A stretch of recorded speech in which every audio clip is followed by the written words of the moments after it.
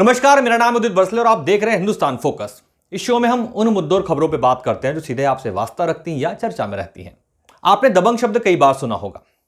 इस पे एक फिल्म भी बनी है जिसमें सलमान खान एक दबंग पुलिस ऑफिसर की भूमिका में है जो फैसला ऑन द स्पॉट करते हैं। इन दिनों ऐसा लग रहा है जैसे प्रशासनिक अधिकारियों में दबंग बनने की होड़ सी मची हुई है। फैसला ऑन द स्पॉट के वीडियो सामने आ रहे हैं। एक दिन पहले छत्तीसगढ़ के सूरजपुर जिला कलेक्टर रणबीर शर्मा का वीडियो वायरल हुआ था। इसके बाद सूरजपुर के ही एक एसडीएम प्रकाश सिंह राजपूत का एक वीडियो सामने आया है। अब मध्य प्रदेश के शाजापुर जिले का एक ऐसा ही वीडियो सामने आया है जिसमें महिला प्रशासनिक अधिकारी एक युवक को थप्पड़ मारती नजर आ रही है। कुछ दिन पहले त्रिपुरा का भी एक वीडियो सामने आया था जिसमें डीएम शैलेश कुमार यादव एक शादी समारोह में जाके अभद्रता करते नजर आए। यह सवाल यह है, क्या किसी भी प्रशासनिक अधिकारी को कानून यह इजाजत देता है कि वो किसी को भी थप्पड़ मार सके? क्या अधिकारी के इस बर्ताव के बाद पीड़ित व्यक्ति न्याय के लिए कोई कदम उठा सकता है? इस विषय पर हम बात करेंगे कानून विशेषज्ञ डॉक्टर विश्वास चौहान जी से। सर, बहुत बहुत स्वागत है आपका शो में। नमस्कार डॉक्टर विश्वास चौहान जी, सबसे पहले ये बताइए, क्या डीएम या एसडीएम के पास किसी को थप्पड़ मारने का अधिकार है? वास्तव में ये धारणा है कि देश में तीन लोग सबसे पावरफुल होते हैं। एक देश का पीएम, एक प्रदेश का सीएम और जिले का डीएम। पीएम देश का मालिक होता है, सीएम प्रदेश का और डीएम जिले का। ऐसी धारणा इन तीनों के पास पावर होती है, मैं मानता हूं, लेकिन जिले का मालिक डीएम होता है, उसके अंडर में एसपी होता है। जिले में कोई भी बड़ा फैसला लेना होता है लॉ एंड ऑर्डर का, तो बिना कलेक्टर की अनुमति के नहीं होगा। कर्फ्यू लगाना है, धारा 144 लगाना है, लाठीचार्ज करना है, गोली चलाने के आदेश देना है, ये सारी चीजें कलेक्टर पर निर्भर करते हैं। एसपी बकायदा कलेक्टर से परमिशन मांगते हैं कि जिले में धारा 144 लगानी। अगर डीएम परमिशन देता है तभी ऐसा होता है। लेकिन उदित जी, मैं यहाँ स्पष्ट कर देना चाहता हूँ कि देश में रूल ऑफ लॉ ही सर्वोपरि होता है। थप्पड़ की इन घटना के बाद सोशल मीडिया पर जमकर हल्ला होता है, आम जनता नाराजगी प्रकट करती है और सोशल मीडिया में हटाने के लिए कई हैशटैग चलाए जाते हैं और उसके बाद सरकार जागती है। फिर संबंधित अधिकारी सोशल मीडिया में अपना वीडियो जारी कर इस पूरे मामले में सफाई देते हुए माफी भी इसीलिए मांगते हैं कि इनको कोई राइट नहीं है, क्योंकि देश में आज भी विधि का शासन यानी रूल ऑफ लॉ पर ही है और आमतौर पर मामला माफी मांगने के बाद खत्म इसीलिए हो जाता है। मतलब यह हुआ, यदि कोई प्रशासनिक अधिकारी किसी दौरे पर निकलते हैं और कुछ अनैतिक या गैर कानूनी देखते हैं तो भी वो किसी के साथ अभद्रता नहीं कर सकते। बिल्कुल बिल्कुल।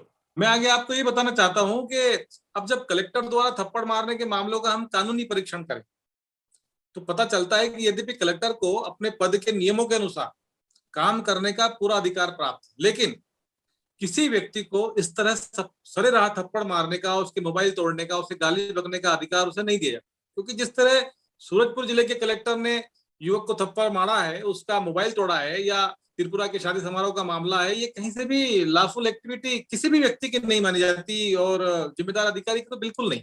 तो क्या कानून में ऐसा कोई प्रावधान है जिससे प्रशासनिक अधिकारी के इस तरह के बर्ताव पर कोई एक्शन लिया जा सके? कलेक्टर्स या किसी भी शासकीय अधिकारी को वैसे तो कुछ विशेषाधिकार हैं, जैसे कि सीआरपीसी की सेक्शन 197 है जो कलेक्टर यानी लोक सेवकों को अधिकार देती है कि उनके खिलाफ किसी भी एफआईआर करने से पहले सरकार की मंजूरी ली जाए। हालांकि ये कानून तब लागू होगा जब वो कलेक्टर अपने पदेन कर्तव्यों का सही तरीके से पालन करे। लेकिन यह जिस तरीके से ये कलेक्टर्स बिहेवियर करते नजर आ रहे हैं, ये कहीं से भी उनके पद का कर्तव्य या इस तरह से कहीं भी ये लोक बिहेवियर नहीं माना जाता। इसके लिए इन पर इस कार्य के लिए आईपीसी की सेक्शन 323 और 341 के तहत कार्रवाई हो सकती है जो ये थप्पड़ मारने का। इसके अलावा आज आपको ऐसी धारा के बारे में जानकारी दूंगा जो बहुत महत्वपूर्ण है, क्योंकि ऐसे अपराध होना हमारे समाज में काम बात हो गई है, लेकिन लोगों को कानून की जानकारी नहीं होती है। इससे किसी भी अपराध घटना होते ही कानूनी कार्रवाई नहीं कर पाते हैं और माफी मांगने के बाद संतुष्ट हो जाते हैं। इसलिए हर नागरिक को जानना चाहिए कि अगर लोक सेवक ही अपनी शक्ति का गलत प्रयोग करता है तो उसके लिए धारा 166 166 आईपीसी बनाई है। इसमें ऐसे कार्यों के विरुद्ध प्रावधान दिए गए। ये प्रावधान भारतीय संहिता 1860 की धारा 166 में है। इस धारा का उल्लंघन जो होता है जब कोई लोक सेवक अपने दायित्वों को पूर्ण रूप से नहीं निभा रहा हो। ये धारा किसी लोक सेवक द्वारा या किसी सरकारी कर्मचारी द्वारा किसी व्यक्ति को नुकसान पहुंचाने के आशय से विधि विरुद्ध कार्य करने या कानून की पालन न करने पर होती है। किसी भी आम आदमी के साथ दुर्व्यवहार करना, अपने पद का दुरुपयोग करना, सब कुछ मालूम होते हुए भी अगर लोक सेवक किसी को हानि पहुंचा रहा है, थप्पड़ मार रहा है, गाली बक रहा है, तो ऐसी स्थिति में लोक सेवक भारतीय संहिता 1860 की धारा 166 के अनुसार अपराध करता है और इस कृत्य के लिए दंड का भी प्रावधान और दिया भी जाता है। दूसरे शब्दों में कोई लोक सेवक या सरकारी कर्मचारी किसी आम व्यक्ति से दुराचरण या परेशान उसको करता है या अपने पद के रोब से उसकी परेशानियों का कारण बनता है, तो इस कृत्य के लिए वो इस धारा के अंतर्गत सजा का हकदार या सजा का पात्र होता है।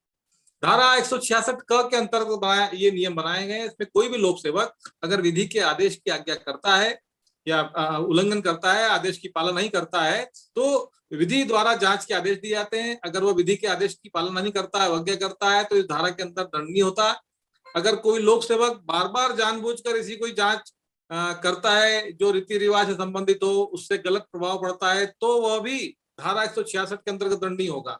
अगर आप किसी घटना की जानकारी या रिपोर्ट दर्ज करवाने के लिए पुलिस स्टेशन जाते हैं और वहां पर भी यदि दंड प्रक्रिया संहिता 1973 की धारा 154 के तहत पुलिस अधिकारी आपसे मिसबिहेवियर करते हैं, मारपीट पुलिस वाले कर देते हैं, शिकायत आपकी नहीं करते हैं, तो शिकायत दर्ज करने के बाद एफआईआर की कॉपी नहीं देते हैं, जानबूझकर आपको परेशान करने के लिए बार बार प्रयास करते हैं, तो ये धारा 166 के तहत दंडनीय अपराध होगा। ऐसे कृत्य को अंजाम देने के लिए लोक सेवक के खिलाफ कार्रवाई होती है, जिसमें दंड के प्रावधान 6 माह से 2 वर्ष तक के कठोर कारावास है। उदित जी, धारा 166 के अंतर्गत बताया गया है कि किसी भी प्राइवेट या सरकारी अस्पताल के डॉक्टर द्वारा जब कोई लापरवाही बरती जाती है मरीज के खिलाफ, जैसे कि कोई मरीज किसी डॉक्टर को दिखाने जाता है और उसका इलाज करने से मना करता है, जानबूझकर उसका ये वो इलाज नहीं करता है, ये सब मालूम होते हैं कि वो बीमार है और वो ऐसा बिहेवियर उसके साथ करता है, तो वो धारा 166 ख यानी 166 बी के अंतर्गत दोषी होगा।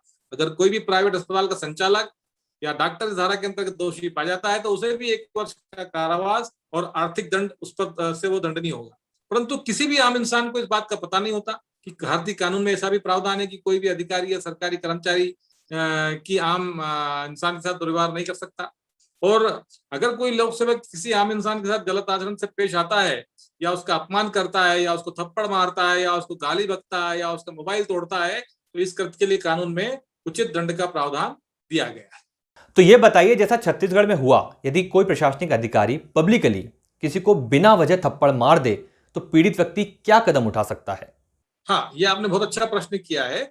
आमतौर पर जब कलेक्टर के खिलाफ आप कोई कार्रवाई करने जाना चाहते हैं या किसी बड़े अधिकारी के खिलाफ कोई कार्रवाई करना चाहते हैं, तो सामान्य नागरिक के सामने पूरा प्रशासन खड़ा हो जाता है, उसके विरुद्ध खड़ा हो जाता है। बिल्कुल। तो उसमें यह है कि सबसे पहले आप पुलिस को एक कॉपी दीजिए। निसंदेह आप कलेक्टर के खिलाफ अगर थाने में रिपोर्ट करने जाएंगे तो पुलिस अधिकारी वो नहीं लिखेंगे, तो उसके बाद फिर आप उसको स्पीड पोस्ट करिए उस शिकायत को कि आपने मेरी जो है मैंने ये शिकायत की थी जो आपने लिखने से मना कर दिया है। उसके कुछ दिनों बाद 3 या 4 या 5 दिन बाद जिले के एसपी को आप लिखित में इसी तरह की शिकायत करिए, या तो वो रिसीव नहीं देगा तो उसको स्पीड पोस्ट करिए। और जब ये दोनों शिकायतें हमारे पास उपलब्ध हो जाती है, इनके रिकॉर्ड हमारे पास हो जाते हैं, तो मजिस्ट्रेट क्लास 1 के यहाँ इस संबंध में आपको इस्तिगासा या परिवाद पेश करने का अधिकार होता है। तब जज ये कार्रवाई और ये सारी चीजें अपने सामने जो भी मुकदमा दर्ज करने की प्रोसेस है, नोटिस भेजना करना, ये सब वो फिर कोर्ट के माध्यम से होता है। मतलब यह हुआ कि कानून सबके लिए बराबर है। अधिकांश लोगों को कानून की जानकारी होना चाहिए और अपने अधिकार पता होना चाहिए। सही अवेयरनेस बेहद जरूरी है। दबंग वाली छवि सिर्फ फिल्मों में ही अच्छी लगती है, असल जिंदगी में नहीं। हिंदुस्तान फोकस में आज इतना ही। हम फिर हाजिर होंगे नए विषय के साथ। तब तक आप देखते रहिए लाइव हिंदुस्तान।